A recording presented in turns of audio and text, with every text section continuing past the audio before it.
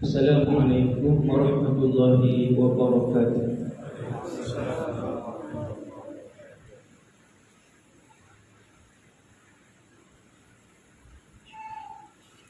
Bismillahirrahmanirrahim. Alhamdulillahi rabbil alamin. Allahumma salli ala sayyidina Muhammadin abdika wa rasulika nabiyil ummi wa ala alihi wa azwajihi wa dhurriyyatihi wa sallim adada khalqik wa ridha nafsika wa zinata 'arshik wa midada kalimatik. Bishrah li sadri wa yassir li amri wahlul 'uqdatam min lisani yafqahu qawli. Allahumma hdi qalbi wa saddid lisani bihaqqi sayyidina Muhammad sallallahu alaihi wasallam. Kamu sekali nawaitul i'tikaf di hadzal masjid sunnatan lillahi ta'ala. Yang keduanya radina billahi rabba, kami semua redha Allah Tuhan kami. Wabil islami dina, kami semua redha Islam cara hidup kami. Wabi Muhammadin rasulah, dan kami semua redha bahawa Muhammad sallallahu alaihi wasallam seorang rasul. Terima kasih kepada pengurusi majlis yang berusaha dan pengurusi masjid, para pegawai dan imam, tuan imam, seterusnya muslimin dan muslimat umat Nabi Muhammad sallallahu alaihi wasallam yang amat bertuah semua sekali. Alhamdulillah, ini ceramah pertama saya selepas FD yang panjang. Semoga Allah Ta'ala mengangkat bala dan wabak ini, dan semoga Allah menyembuhkan semua yang sakit di kalangan umat Islam, memberikan kesabaran kepada mereka dan redha, insya-Allah. Tuan umat Nabi sallallahu alaihi wasallam yang dirahmati sekalian, alhamdulillah, pada malam ni kita menyatakan kepada Allah Subhanahu wa taala terima kasih kita kepada Allah yang telah mengurniakan Rasulullah sallallahu alaihi wasallam kepada kita. Sebelumnya Allah pilih untuk saya dan tuan-tuan semua yang ada dalam masjid ini menjadi umat Rasulullah yang bertuah sallallahu alaihi wasallam. Waktu Nabi sampai ke Madinah pada 1400 tahun yang lalu, di Madinah ada Yahudi, di Mekah tak ada Yahudi. Di Madinah ada Bani Quraizah Yahudi, Bani Nadir Yahudi, Bani Qainuqa Yahudi. Bila ada Yahudi, ada ulama-ulama dia yang masih membaca Taurat dan Injil. Bila sampai 10 Muharram, Nabi melihat orang-orang Yahudi di Madinah berpuasa. Lalu Nabi bertanya, "Lima tasumun? Kenapa kalian berpuasa?" Maka jawab orang ulama Yahudi, "Kerana pada 10 Muharram ini satu ketika dulu." Ini saya nak cerita kenapa kita sambut Maulidur Rasul. Ini kias.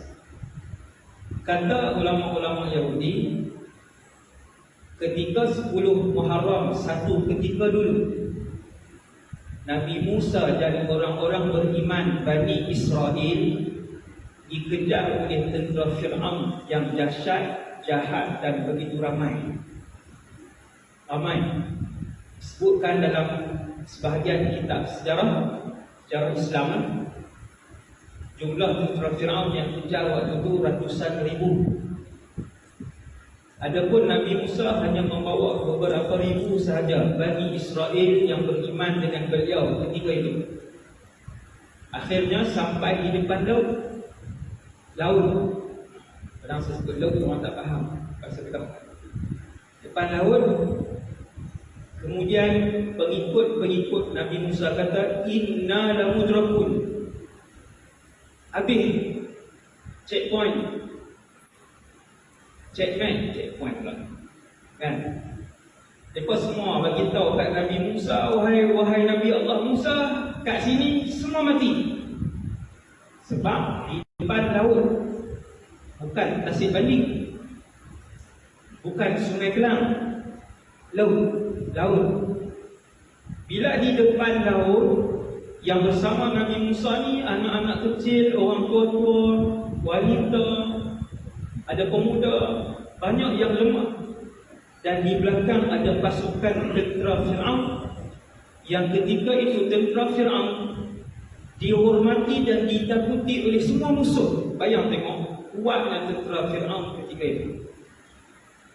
Memang takkan berlawan lah pengikut Nabi Musa. Bila dia kata ramai-ramai sebut inna lamudrakun, habislah kita kali itu mati.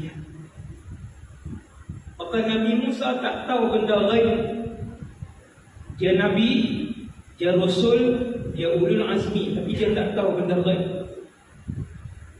Tetapi ada satu keyakinan di dalam diri Rasul itu yang diajarkan oleh Allah Subhanahu wa ta'ala, iaitulah Allah Subhanahu wa ta'ala, innallaha ma'as sabirin. Allah sentiasa berjanji untuk bersama dengan orang-orang yang bersabar. Itu janji Allah. Innallaha ma'al mu'minin. Allah janji untuk duduk dengan orang-orang yang beriman. Innallaha ma'as sabirin. Allah janji untuk duduk dengan orang-orang yang bersabar. Sebab tu Nabi Musa yang tak tahu pun apa nak jadi lepas ni, Nabi Musa kata, kalla inna ma'iya rabbi sayahdin. Nabi Musa jawab dengan begitu yakin kepada Allah. Dia pun tak tahu apa nak jadi kepada laut itu, apa nak jadi kepada pengikut dia, apa nak jadi dengan Fir'aun. Dia tak tahu Fir'aun akan ditenggelamkan dalam itu. Nabi Musa tak tahu baik. Tapi dia baik sangka dengan Allah. Walaupun komit 2 tahun, kita baik sangka dengan Allah. Ini untuk kebaikan kita dunia dan akhirat. Nabi Musa jawabkan, la inna ma'iya rabbi sayahdin. Takkan sekali-kali. Sesungguhnya aku ada Allah, kata Nabi Musa. Sayahdin, Allah akan bantu aku. Sayahdin ni asalnya ayat tu. Allah akan membantu aku. Waktu tentera Fir'aun dah dekat, Allah wahyukan kepada Nabi Musa AS untuk memegang tongkat dia. Tongkat tu memang ada di tangan, bukan ambil di jalan. Memang ada di tangan Nabi Musa. Allah Ta'ala pun Allah, wahai Musa, belah laut ini. Belah laut, belah cawan tak apa ni, kecil tak? Belah laut, tongkat sebatang je. Bukan 50 meter tongkat, sebatang je. Nabi Musa ni manusia yang besar kita. Fir'aun, tuan sekalian, kalau kita tengok di piramid jasad Fir'aun yang tenggelam dalam laut Merah tu, rendah je Fir'aun. Kau tinggi. Nabi Musa pun biasa, saiz biasa. Tongkat dia pun biasa saja. Ya Allah arahkan wahai Musa, belah laut ini dengan tongkat kamu. Lalu dibelah, laut itu terbelah. Mukjizat Musa AS. Lalu Allah selamatkan Nabi Musa dan pengikut-pengikut dia yang beriman. Tanggal itu adalah 10 Muharram. Maka tiap-tiap kali datang 10 Muharram, orang Yahudi tiap-tiap tahun, beribu tahun mereka merayakan 10 Muharram itu. Bila Nabi tanya kenapa puasa 10 Muharram ini, sebab Allah selamatkan Musa AS. Maka tiap-tiap kali 12 Rabiul Awal, kenapa buat maulid? Kita kata kerana Allah menghantarkan kepada kami Muhammad AS. Itu dalil ulama kita Ahli Sunnah wal Jamaah. Ulama kita lain daripada tu jangan pegang bukan. Yang ini pendapat kebanyakan ulama kita. Tak lain, tak tu menyeleweng. Tak tu yang terpesong. Yang tuduh kita bid'ah, yang tuduh kita salah. Bahkan sebahagian ulama Yang bukan ahli sunnah dia sebut syirik dan kafir. Sambutan yang begini, hasbunallah wa ni'mal wakil. Itu yang pertama, iaitulah sambutan ini sebagai kita menyatakan kepada Allah Subhanahu wa taala syukur kepada Allah sebab pilih saya dan kita semua jadi umat Nabi Muhammad sallallahu alaihi wasallam. Kan dah jadi umat Nabi Muhammad, Islam pula.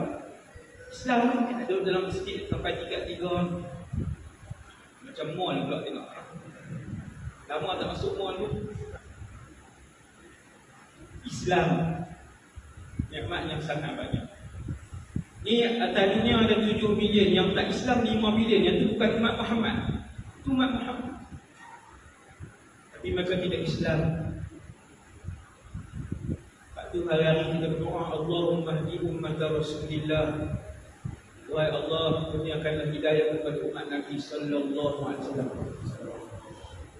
Tengok muka orang bukan Islam, wahai Allah, kurniakan hidayah kepada dia.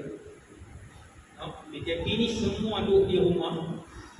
Cina, India, Kristian pun tengok ceramah saya. Kan, tiap-tiap minggu alhamdulillah dapat panggilan untuk masuk Islam.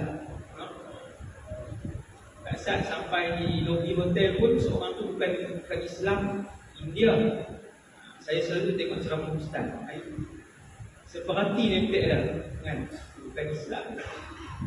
Nikmat Allah untuk dikurniakan hidayah yang sangat besar yang tidak diberikan hanya melainkan dengan kuasa dan izin daripada Allah Subhanahu wa taala.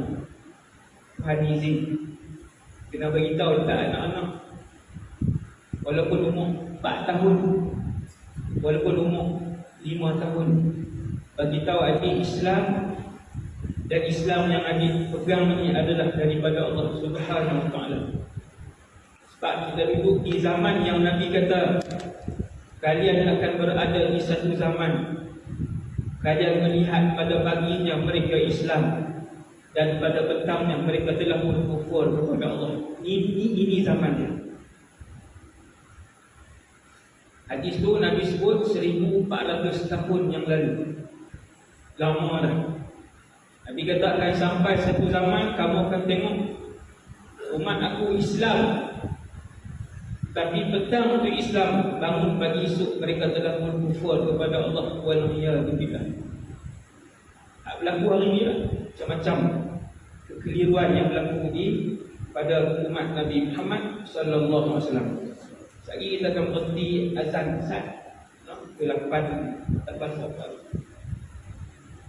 minit. Bukan 9 insya-Allah. Jadi saya pun kau insya-Allah pun kita lah. Cukup.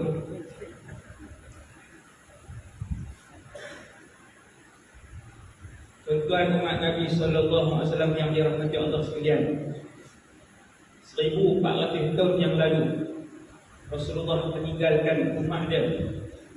Tetapi Rasulullah memberikan satu gambar gembira bahawasanya di kalangan umat Nabi Muhammad akan ada sekumpulan ulama yang benar sampai kiamat. Kumpulan ulama ini kumpulan yang benar. Mereka akan hidup sampai kiamat. Sebab bila Nabi dah wafat, maka tiada lagi Rasul kerana Muhammad sallallahu alaihi wasallam itu Nabi yang paling last. Dia Nabi yang terakhir. 1400 tahun umat hidup tiada Rasul. Siapa nak bagi tahu tentang hukum dan hakam? Siapa nak bagi tahu kehendak Allah? Siapa yang nak hurai macam mana kita nak hidup dengan apa yang dituntut oleh Allah? Jawapannya al-ulama warasatul anbiya. Para ulama yang akan menjadi para pewaris Nabi. Maka umat akhir zaman seperti mana para sahabat dulu bila bawa anak-anak, mereka tunjuk itu Rasulullah. Zaka Rasulullah. Hudzaifah bin Yaman duduk di Madinah, ayah dia masuk Islam sebelum Nabi berhijrah. Ayah dia Al-Yaman. Waktu waktu Nabi masih di Mekah selalu bagi tahu, wahai Hudzaifah, nanti akan berhijrah ke sini seorang Rasul, nama dia Muhammad. Muhammad sangat menyayangi kita. Muhammad ini diberi gelaran Al-Sadiq, seorang yang bercakap benar, dan dia dipanggil oleh orang-orang Mekah dengan Al-Amin. Orang Mekah kadang-kadang tak panggil dia dengan nama Muhammad. Orang Mekah memanggil beliau Rasulullah itu dengan nama Al-Amin, orang yang baik, yang amanah. Dia beritahu kat Hudzaifah, maka Hudzaifah membesar dengan telinganya dipenuhi dengan nama Muhammad dan Allah Subhanahu wa taala. Sebab itu sebelum bertemu dengan Rasulullah, Sayyidina Hudzaifah telah pun masuk Islam. Sebelum jumpa Nabi, masuk Islam. Begitu yang sahabat-sahabat ajar kepada anak-anak. Ada seorang budak umur 2 tahun 8 bulan. 2 tahun 8 bulan. Saya bawa dia pergi kedai, bukan anak saya, anak jiran. Dan duduk jiran saya di sekolah. 2 tahun 8 bulan. Mereka pun selalu main rumah saya. Main-main dalam rumah halaman budak-budak. Kecil lagi, tak pandai cakap, baru duduk 3-4 kataan. Hari itu hujan renai-renai, saya buka tingkap. Saya buka tingkap, kemudian basah. Dia pun kata ajar. Tak ajar. Itu saya pun tutup. Kemudian bila saya tutup, saya kata, siapa bagi basah? Dia pun tengok saya, dia kata, Allah yang ajar. Dia kata, Allah bagi basah. Genang ayam mata kita. Budak tak sampai 3 tahun. Nanti bila kita selalu sebut, bila berjalan dengan dia, kita tunjuk pokok, kita kata Allah cipta. Bila dia tunjuk kucing, kita kata Allah cipta. Bila nak pergi masjid, kita katakan dia rumah Allah. Jangan bising, solat. Dia solat walaupun dia kecil. Bukan itu cara para sahabat memperkenalkan anak-anak mereka dengan Allah dan juga dengan Rasulullah sallallahu alaihi wasallam. Sebab Nabi, umat Nabi ramai. Yang paling ramai sekali di padang mahsyar kelak. Kemudian bila umat Nabi ramai, sahabat tanya, ya Rasulullah, nanti ramai di padang mahsyar, macam mana nak kenal umat kamu? Macam mana wahai baginda Rasulullah nak kenal umat kamu? Tuan ramai. Kita tuan bayangkan di satu tanah yang lapang berdiri 1 bilion manusia. Bukan kata Nabi, tuan dengan ayah tuan pun kita ceramah. Tengok ramai ni baru berapa ribu mak. Malam ni berapa ribu mak. Kita nak cari ayah kita kan, tengok. Tuan bayang di padang mahsyar, berdiri di padang tu 1 bilion orang berdiri. Dan di padang mahsyar bukan 1 bilion orang. Hari ini punya manusia ada 7.7 bilion. Itu yang terkini saya tengok. 7.7 bilion, nak masuk 8 dah. Kalau 1 bilion berdiri pun, tuan-tuan tak nampak hujung dah. Tuan-tuan tak nampak hujung ni mana. Kalau 7 bilion. Sebab tu sahabat berfikir dan sahabat tanya, ya Rasulullah, nanti ramai nak kenal umat kamu. Nabi pun sebut, innakum satatuna yawmal qiyamah ghurran muhajjalina min atharil wudu. Sesungguhnya kalian akan datang pada hari kiamat ghurran muhajjalina min atharil wudu. Seluruh anggota wudu kalian akan bercahaya. Ni tak ada cahaya tak malam ni, saya tak ada cahaya, tuan tak ada cahaya. Tuan nak faham cahaya macam mana? Tuan nak faham cahaya macam mana? Cahaya pada malam yang gelap gelita, kemudian ada bulan yang mengambang. Hak terang tu. Kadang-kadang kita tak buka lampu kereta, kita nampak. Saya tak tahu tuan pernah buat ke tak, saya pernah buat. Malam pula menambang, saya tutup sekejap. Orang tahu bukan sejam, tutup sejam. Saya tutup saya nampak jalan. Maka di mahsyar Nabi kata, umat aku sahaja anggota wuduk mereka bercahaya. Tuan bayang anggota wuduk muka, kepala, telinga, maksudnya semua ni. Yang ni, yang bahagian atas semua, muka, kepala, telinga, tangan sampai siku. Besar, tak masuk kaki. Semua tu akan bercahaya. Kemudian Nabi sebut, فَمَنِ اسْتَطَاعَ مِنْكُمْ أَنْ يُطِيلَ غُرَّتَهُ فَلْيَفْعَلْ. Siapa yang nak cahaya tu lebih, maka lebihkanlah basuhan ketika berwuduk. Beberapa orang sahabat kalau basuh tangan sampai sini, ini saya tunjukkan. Tak maaf, daripada ujung ni sampai sini. Hadis tu hadis sahih. Sesiapa yang nak cahaya itu banyak, maka lebihkanlah basuhan. Ke sini, sahabat tu basuh sampai sini.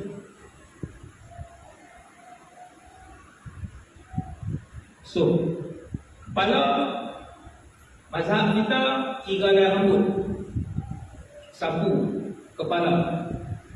Mazhab Maliki wajib seluruh kepala. Mazhab Maliki. Sebab tu dalam mazhab Syafi'i, sunat sapu seluruh kepala. Wajib 3, sunat sapu seluruh kepala.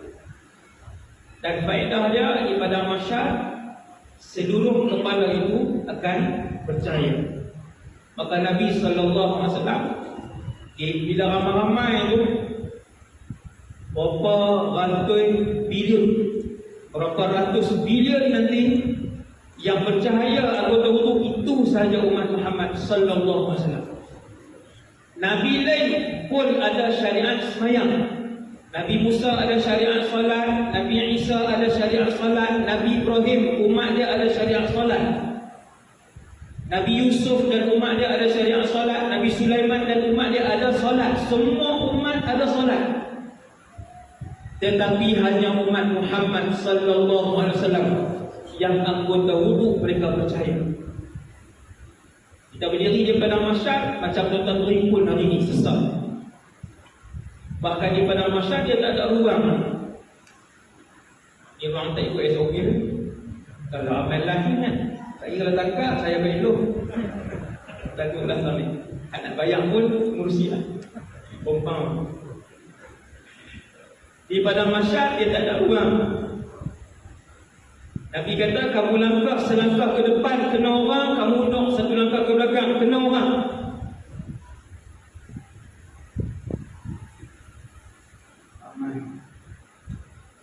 Bila kita tengok belah kanan, muka dia bercahaya, anggota wuduk dia bercahaya. Itu umat Muhammad sallallahu alaihi wasallam. Nabi kenal. Nabi kenal. Dan Nabi sallallahu alaihi wasallam sangat melindungi kita. Kita ingat Nabi selalu sebut, sampai bila Nabi sebut ahbari, kasih aku, maka para sahabat pun heran. Rupanya Nabi merindui umat aku, kata Nabi, yang beriman dengan aku tapi tak pernah melihat aku. Tak pernah jumpa Nabi tapi beriman. Tuan yang tak pernah jumpa Nabi tapi beriman dengan Nabi, macam kita semua insya-Allah yang mengucapkan la ilaha illallah Muhammadur Rasulullah, kita dirindui oleh Rasulullah sallallahu alaihi wasallam. Satu hadis. Hadis yang kedua, Nabi menangis teresak-esak, mencurah-curah air mata Nabi, sehingga Allah menghantar Jibril alaihissalam untuk tanya kepada Nabi, dan Allah Maha mengetahui kenapa Nabi menangis. Tapi nak rangkapkan peristiwa perbuatan ini, maka Jibril pun tanya, wahai Muhammad, Allah suruh tanya, ma yuki, apa yang membuatkan kamu menangis? Nabi kata, ummati. Nabi kata, ummati. Kita umur 54 sekali tak pernah mengalirkan air mata untuk Rasulullah ataupun teringatkan Nabi sallallahu alaihi wasallam. Malam ni umur kita 49, sekalipun air mata ini tidak pernah dialirkan kerana merindukan Rasulullah. Nabi menangis teresak-esak. Bila Jibril tanya, kenapa wahai Muhammad? Ummati. Teringat, Nabi kata, teringat nasib umat aku. Bila di mahsyar orang ramai, Rasul ramai, kita tahu bilangan Nabi 124,000 Nabi. Kita duk belajar selama ni Rasul 25, Nabi ada 124,000. Nabi kata ada yang Nabi umat dia 40 orang, 40 je. Ada Nabi umat dia 2 umat dia 2. Dan Nabi kata ada Nabi ketika dibangkitkan di mahsyar, tak ada seorang pun yang sahut seruan dakwah dia ketika dia berdakwah sepanjang hidup dia. Subhanallah. Saya baca hadis tu, hadis sahih. Saya kata, Masya Allah, sabarnya Nabi itu. Teringinnya saya nak jumpa dengan Nabi itu. Tak ada umat ni. Dia Nabi dan dia tak ada umat.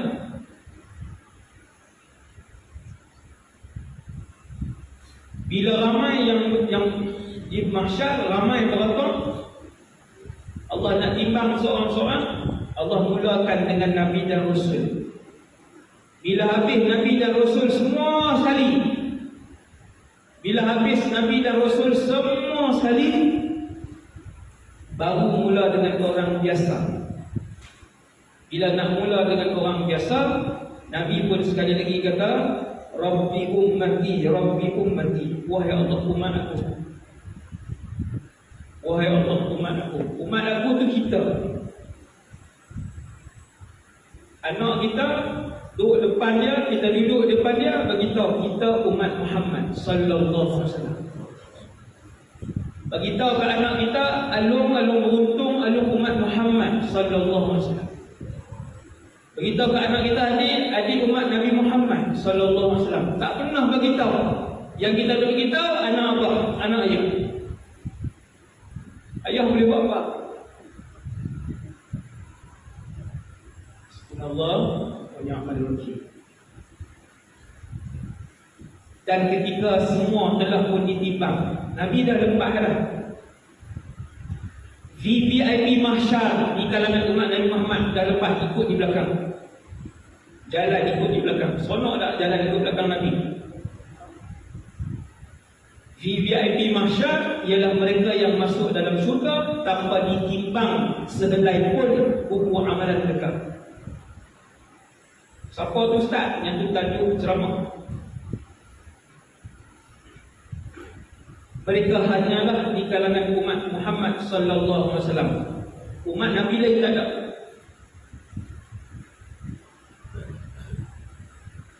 Umat Nabi lain seorang pun tak ada yang tidak ditimbang. VVIP mahsyar hanya umat Muhammad sallallahu alaihi wasallam. Sebab itu sebahagian rasul cemburu dengan umat Muhammad nak jadi umat Muhammad sallallahu alaihi wasallam. Kita buat pokok jadi umat Muhammad. Tuan-tuan balik kalau tanya anak-anak ni kerja rumah, tuan-tuan tanya anak-anak, Nabi kita nama apa? Kalau dia tak boleh jawab, tuan-tuan berdosa di hadapan Allah dunia dan akhirat. Kalau dia tak boleh jawab Muhammad, ada ke ustaz ada jawab? Saya cikgu. Cikgu sekolah menengah. Saya tinggal sekolah, lepas tu saya buat sekolah sendiri, alhamdulillah. Saya tahu kemampuan tak kat mana belajar sekolah menengah hari ini. Cikgu-cikgu tahu. Dan saya melawat beberapa pusat rawatan dan pemulihan dadah. Saudara, Sehari 2 hari lepas saya ada pergi 250 orang di Kedah. No? Nama Nabi tak tahu. Mengucap tak erti. Berpuluh-puluh orang tak boleh mengucap asyhadu an la ilaha illallah wa asyhadu anna Muhammadar Rasulullah. Seumur hidup tak pernah mandi wajib. Ini bukan Honolulu punya island, tuan. Bukan Texas, di Malaysia. Kena uji, kena tanya kemampuan anak-anak untuk kita tahu di mana mereka di sisi Rasulullah sallallahu alaihi wasallam. Di VIP mahsyar ikut Nabi, tak ditimbang. Jumpa di Telaga Kausar, kemudian naik Sirat. Sirat ni jauh, panjang.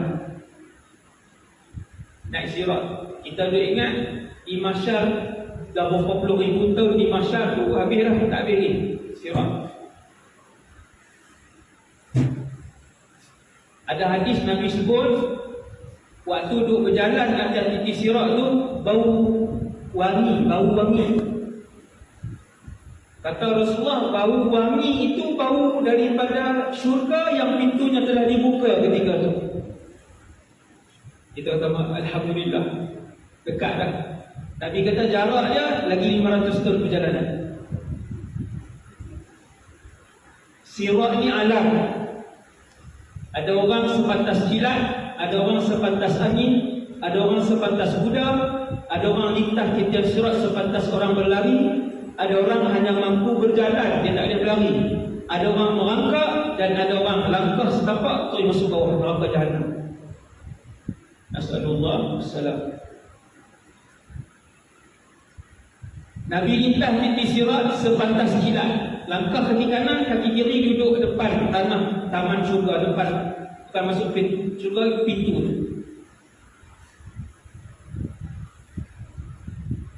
Nabi tak masuk syurga lagi.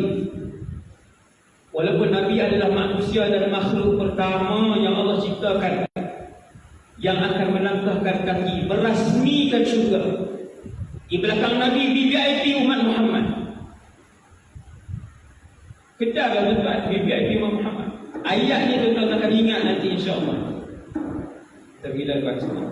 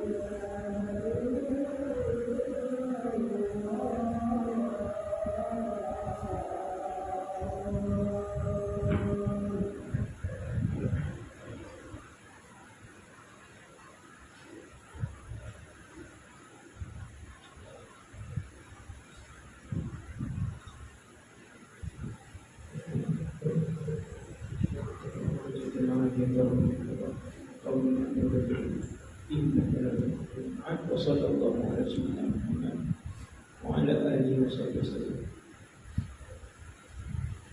Bismillahirrahmanirrahim. Kemudian Nabi SAW bila sampai di hujung sirat, disitulah pintu syurga. Habis sirat ada pintu syurga, tapi tak masuk lagi. Ruang nak masuk ke dalam pun masih jauh. Tapi baginda Rasulullah SAW berpaling menghadap sirat dan berdoa kepada Allah Subhanahu wa ta'ala, ummati rabbi ummati. Walaupun Nabi tak sebut ummati, tetapi doa Nabi ialah, wahai Allah, selamatkanlah umat aku. Begitulah teringatnya Nabi SAW kepada kita. Banyak orang daripada hidup Nabi sampai mahsyar ingat kita. Sampai mahsyar Nabi ingat kita, walaupun tidak pernah berjumpa dengan saya dan tuan-tuan, sekali pun tak pernah berjumpa.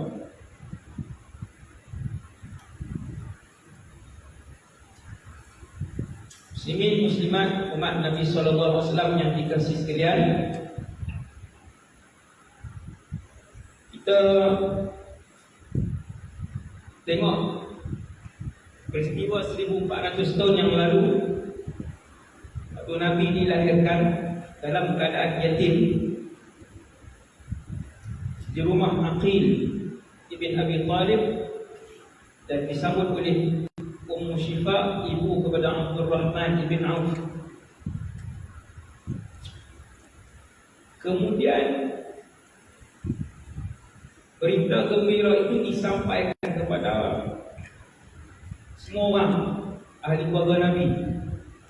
Bapak saudara Nabi ramai, bapak saudara Nabi ada 9 orang bapak saudara Nabi. Ibu saudara Nabi pun ramai, 5-6 orang. Salah seorang bapak saudara Nabi, Abu Lahab, dan isteri dia Ummu Jamil, Arwa bintu Harb, Ummu Jamil, yang ramai berita gembira bahawa anak menakan dilahirkan, anak saudara akan dilahirkan. Yang ramai berita gembira itu adalah Thuwaibah al-Aslamiyah, hamba abdi kepada Abu Lahab, hamba abdi dia, hamba dia, wanita Thuwaibah.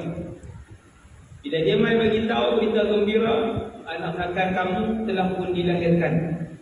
Mereka namakan dia Muhammad sallallahu alaihi wasallam. Sonok Abu Lahab ketika tu. Tuan jangan bayang Abu Lahab selepas dia bermusuh dengan Rasulullah. Tuan ke belakang sikit, 40 tahun sebelum Nabi menjadi Rasul, ketika hari kelahiran bayi yang bernama Muhammad, bayi yang lahir dalam keadaan yatim, maka bapa saudara dia pun seronok.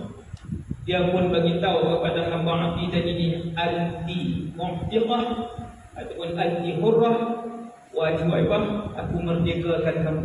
Merdeka. Seronok Abu Lahab dengan hari kelahiran Rasulullah sallallahu alaihi wasallam. Satu orang bermimpi nampak Abu Lahab,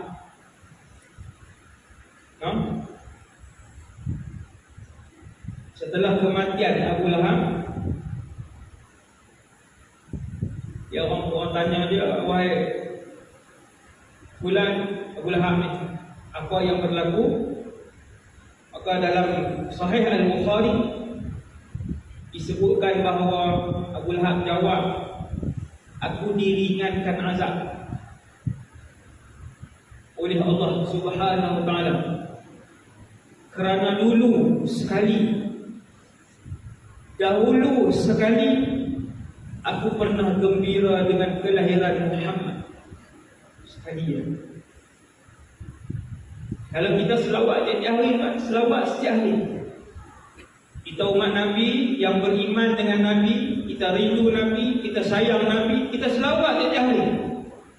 agak-agak sebesar apa keistimewaan yang sedang diperuntukkan oleh Allah Jalla Jalaluh pada orang yang merindui dan mencintai Rasulullah sallallahu alaihi wasallam. Sekali saja Abu Lahab gembira dengan kelahiran Rasulullah, Allah kurangkan azabnya.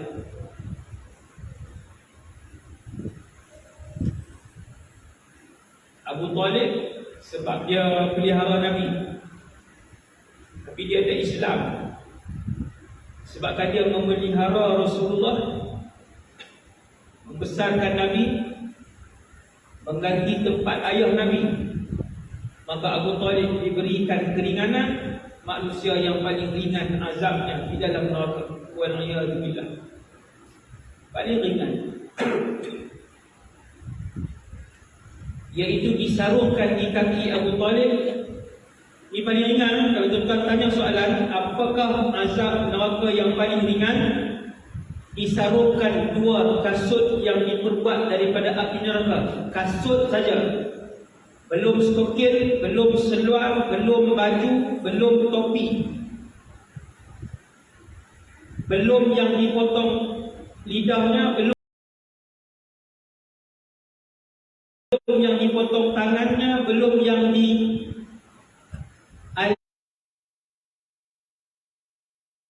dialirkan tembaga cair yang panas. Kasut saja dipakaikan di kedua-dua kaki Abu Talib, lalu bergelegaklah isi otak Abu Talib. Maka Nabi kata, sesungguhnya itu yang paling ringan dalam neraka. Dan Abu Talib ketika itu menyangka bahawa beliaulah yang paling berat azabnya di dalam neraka. Abu Talib rasa dia yang paling berat. Kata Rasulullah, sesungguhnya azab itulah yang paling ringan yang disediakan oleh Allah kepada Abu Talib, kerana dulu beliau mempertahankan Muhammad sallallahu alaihi wasallam, mempertahankan Nabi bila Nabi dihina, mempertahankan Nabi bila Nabi diperkotak-katikkan, mempertahankan Nabi bila perkataan Nabi dipermain-mainkan. Nabi sallallahu alaihi wasallam. Saya bawa satu kisah kepada tuan-tuan, kisah sirah lah, sebab sambutan Maulid dia dibawa kisah sirah. Kalau sambutan Maulidul Rasul 12 Rabiul Awal di Syria, orang ramai macam ni. Saya hadir lebih berpuluh-puluh kali lah. Yang tu Maulid mingguan, ini Maulid tahunan ni. Orang ramai macam ni. Dan kemudian mereka akan panggil ulama. Ada masjid dia panggil 5 orang ulama, ada masjid panggil 10, 15, 20 orang ulama yang akan duduk di depan. Ada kursi kan, ada kursi di depan. Kemudian seorang ulama akan bercakap 5-6 minit ke 7 minit, sekali dia sulam dengan qasidah. Panggil ulama kedua pula bercakap tentang sirah, dan dia sulam dengan qasidah. Kemudian yang di bawah ni dia jamu pula teh dan kopi kelak lah, buah-buah murah tu. Tapi tak tumpah lah dia, cawan dia kecil tu dia tuang bagi. Kemudian dia edarkan kacang warna putih dia bagi. Itu sambutan Maulid di sana.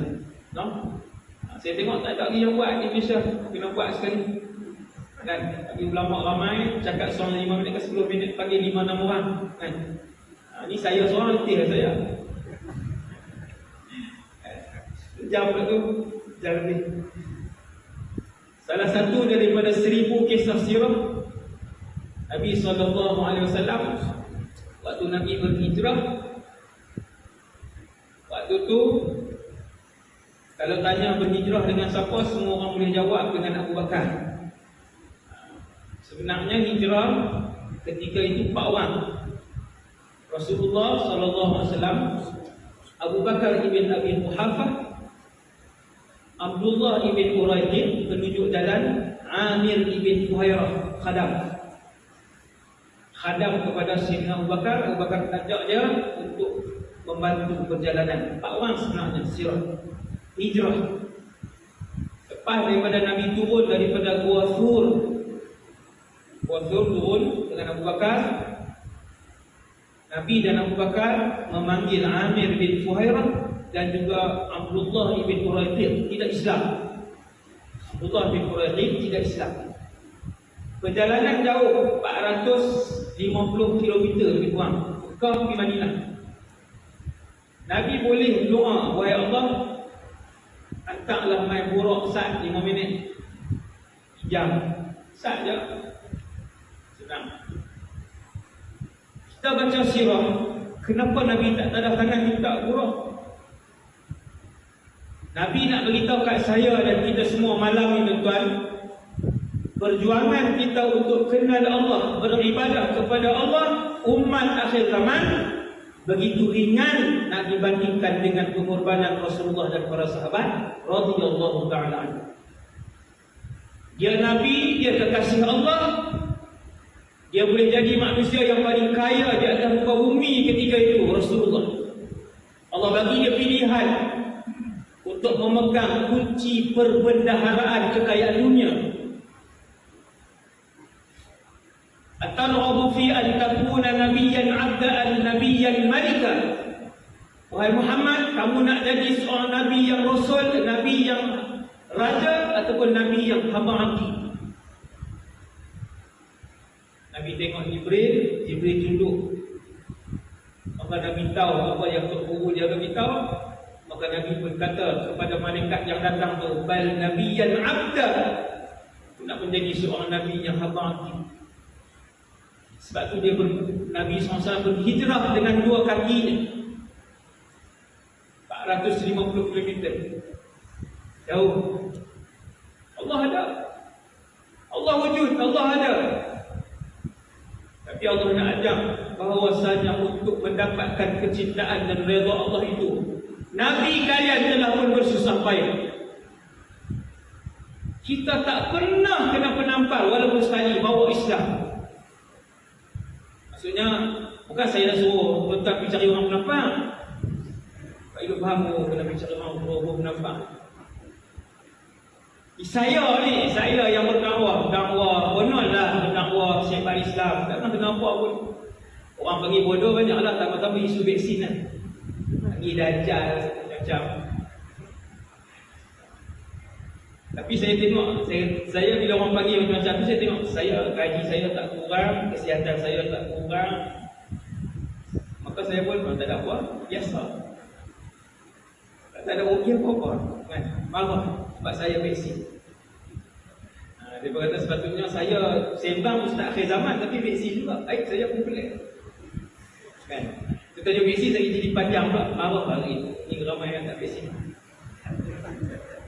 Lawak kan? Jangan ambil slipper saya pula. Tuan, perjalanan dakwah Nabi itu satu daripada 1000 kisah sallallahu alaihi wasallam. Cerita hijrah ada satu part je saya sebut tuan malam ni. Habis part ni habislah ceramah. Sekejap ya. Nabi 4 orang. Rupanya dalam kisah hijrah hanya ada satu part yang jarang diceritakan, iaitu Nabi sampai di satu tempat bekalan air Nabi habis. Padang pasir 450 km, tak ada R&R dan tak ada hentian sebelah.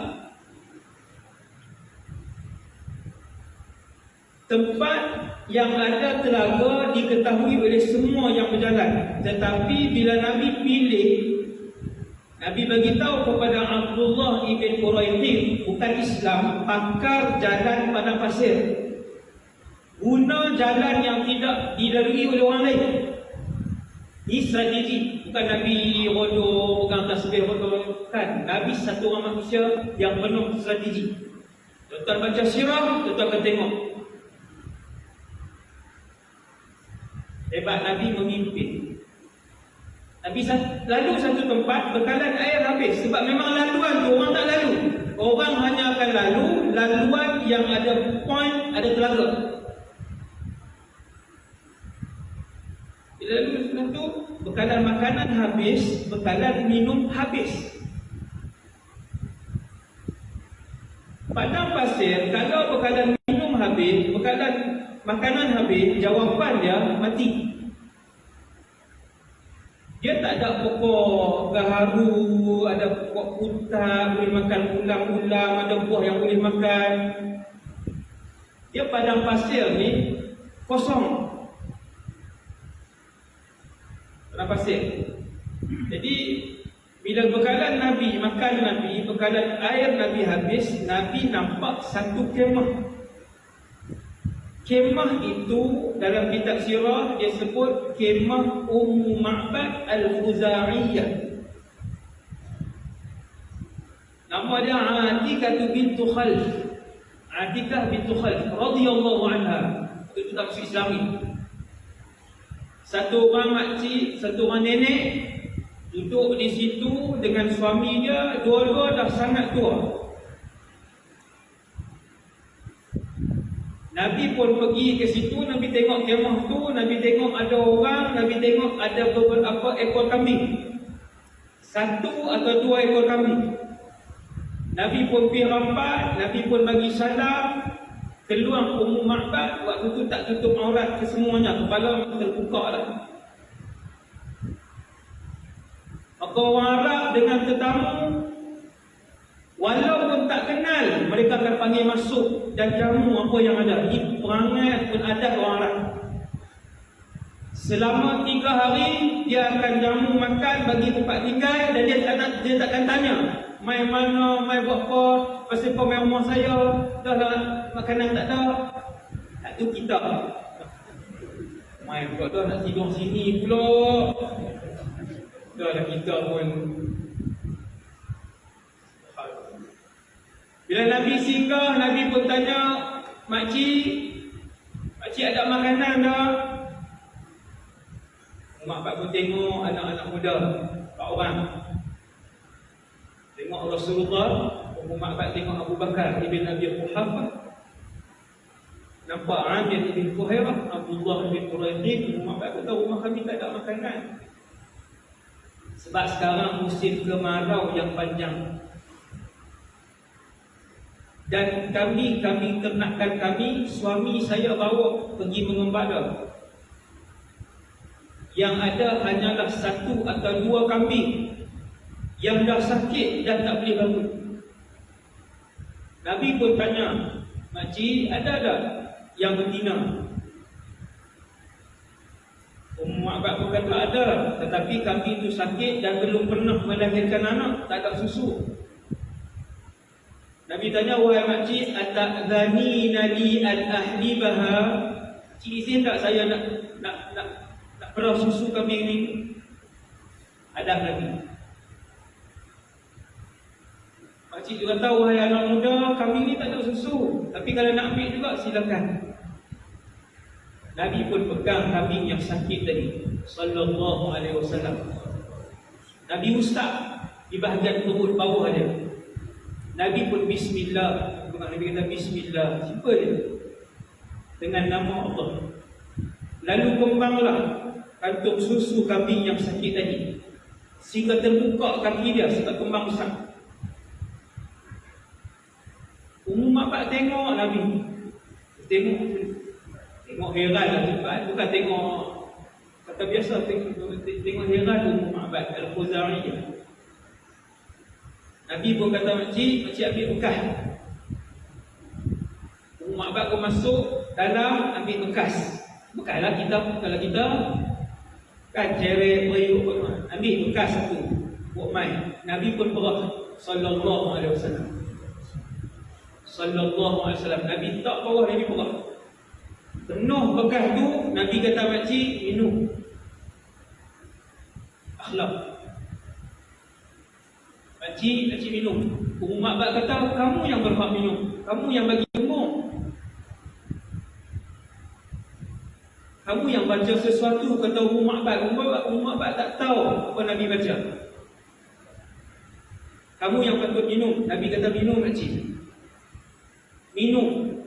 Kemudian baru sahabat minum, Abu Bakar minum, Amir ibn Fuhairah minum, Abdullah ibn Quraiqib minum, kemudian Nabi minum. Sallallahu alaihi wasallam. Kita, kalau kita bos, kita duduk. Hidangan kita habis 2 pinggan dah. Hak bekerja kita tak pegangin. Subhanallah wa ni'mal wakil. Sahabat ni. Sahabat suruh Nabi, tapi Nabi akan beri. Kemudian Nabi kata, makcik dia ambil bekas lain. Ummu Ma'bad masuk dalam rumah. Dia cerita sirah, cerita hijrah. Dia masuk dalam rumah, dia ambil bekas kedua. Nabi perah sampai penuh. Nabi suruh masuk ke dalam. Nabi kata, makcik dia ambil bekas lain. Masuk dalam, dia ambil bekas ketiga, kemudian penuh. Dia ambil masuk ke dalam, bekas keempat, kemudian penuh. Sehingga semua bekas di rumah Ummu Ma'bad penuh dengan susu yang diperah. Kemudian Nabi berkata, terima kasih makcik, kami minta izin. Tak tidur. Nabi teruskan perjalanan. Rupanya ketika itu Mekah sedang mengisytiharkan, barang siapa yang berjaya menangkap Muhammad, hidup ataupun mati, maka kami akan memberikan 100 ekor unta hadiah kepada beliau. Berita itu tersebar, semua penduduk Semenanjung Tanah Arab kau kita tersebut. 100 ekor unta, tuan, 100 ekor unta. Kalau ini 700,000 ringgit.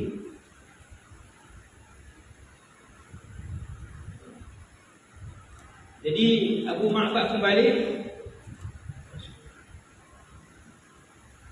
Abu Ma'bad pun balik, suami. Bila Abu Ma'bad balik, tak ada apa-apa. Tapi bila dia masuk dalam rumah, dia pun tengok periuk, celet, semua dibuka. Baik mana susu? Kambing-kambing banyak tak mengeluarkan susu sebab musim kemarau. Semua penuh susu. Abu Ma'bad panggil, wahai Ummu Ma'bad, daripada mana susu? Ummu Ma'bad pun kata, innahu marra bina rajulun mubarak. Sesungguhnya tadi, kata Ummu Ma'bad. Kita tengok dia cerita. Sesungguhnya tadi telah datang ke dalam rumah kita seorang lelaki yang penuh dengan keberkatan. Maka suami dia berkata, sifihi li ya Umma Ma'bad, sifihi li ya Umma Ma'bad, cerita kepadaku secara penuh wahai Ummu Ma'bad, lelaki apa yang penuh dengan keberkatan. Ummu Ma'bad pun cerita, seorang lelaki yang tampan, wajahnya mengeluarkan cahaya, dua keningnya hampir bersambung. Apabila dia senyum, senyuman itu seolah-olah menggugurkan mutiara daripada mulutnya. Dia tak banyak bercakap, tetapi semua orang yang mengelilinginya tunduk apabila berada dengan dia. Apabila dia lihat dia bercakap dengan orang, dia akan mengalihkan seluruh tubuhnya kepada orang itu. Muhammad sallallahu alaihi wasallam. Orang tak kenal Nabi, tapi bila orang suruh cerita pasal lelaki itu, orang akan cerita lelaki yang hebat, lelaki yang mulia, akhlak dia baik. Apabila dia bercakap, kata Ummu Ma'bad, dia tidak pernah mengangkat suaranya. Bukan 2 hari itu, enggak, sekejap ya. Maka suami Abu Ma'bad kata, sesungguhnya lelaki itulah yang sedang dicari dan dikejar oleh Quraisy. Dia adalah Muhammad. Dan seandainya aku mendapatinya, saya aku akan menganut ajaran. Serta Ummu Ma'bad yang jumpa Nabi sekejap saja, kemudian mereka masuk Islam selepas peristiwa tersebut. No? Beza dengan kita. Kita orang dengar nama kita, orang tak suka. Jangan sampai macam tu. Rasulullah makhluk tak kenal dia, tapi bila sejam Nabi berhenti, 2 jam Nabi berhenti, itulah huraian panjang, penceritaan panjang Ummu Ma'bad bila ditanya oleh suami dia tentang Rasulullah sallallahu alaihi wasallam, lelaki yang berakhlak, penuh dengan keberkatan, peradab Nabi sallallahu alaihi wasallam. Subhanallah.